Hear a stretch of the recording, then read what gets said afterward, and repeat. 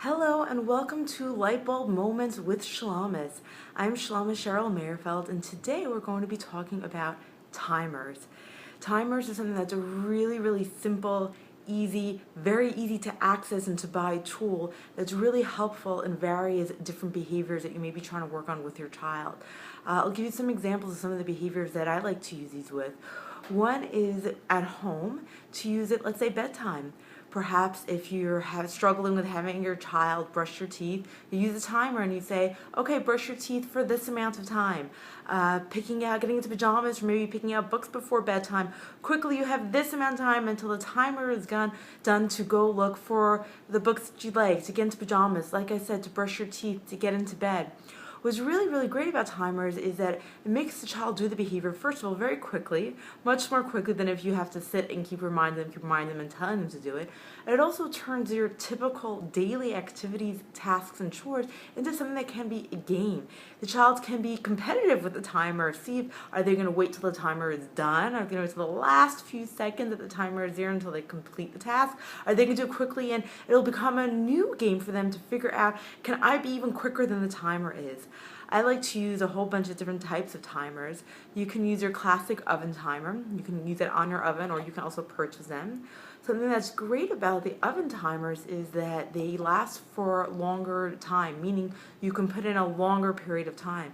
So for example, if you want to use the oven timer for homework time, for the child to sit down and do the homework, so you say, okay, we're putting on a timer. Perhaps you and the child can even have a bit of a conversation beforehand for how long you're putting the timer on. And you say, okay, so we're going to put on the timer for this amount of time, and during the time, until you hear a ding, that time you're sitting at the table, you're sitting at your desk doing your homework. And when the timer dings, and then if they've done their homework for that amount of time, then they get a prize. Another timer is the classic egg timer. These are really great. Some of these come with games. You can also order them online. I have a bunch of different colors of timers. What I like about these is that the child can pick their color, their favorite color, and you can even personalize a timer.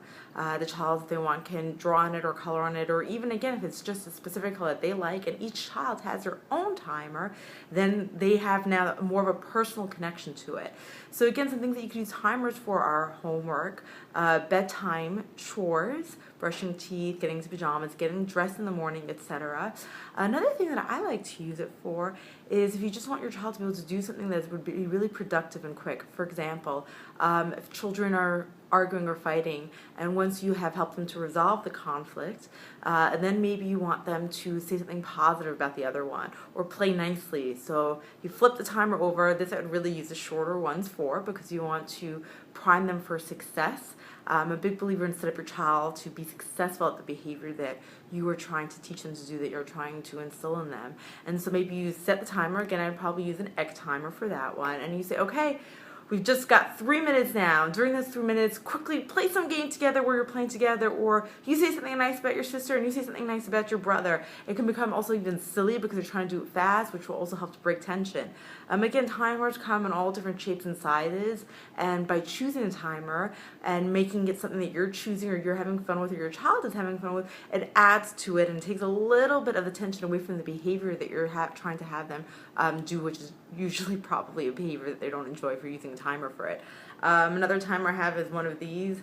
This is kind of a retro one of these classic ones that's, I'm thinking it's food coloring and oil. I still haven't figured out after all the years I've had exactly what's in it.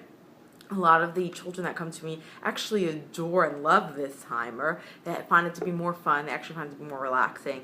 If you do use one of those kind of timers that is not your classical timer, you should just time it yourself before you use it to know how long it is so that you can plan accordingly. Another thing I like to use timers for is to sometimes prescribe behaviors that maybe you're actually trying to have your child avoid.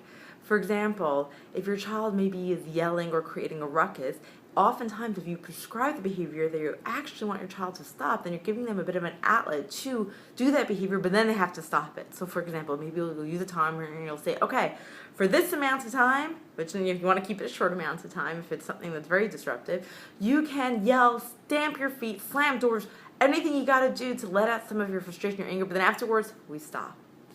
This was Lightbulb Moments with Shalamis. I hope that this was helpful. Please contact me, questions, feedback, ideas that you'd like to hear about, and I look forward to hearing from you. Thank you.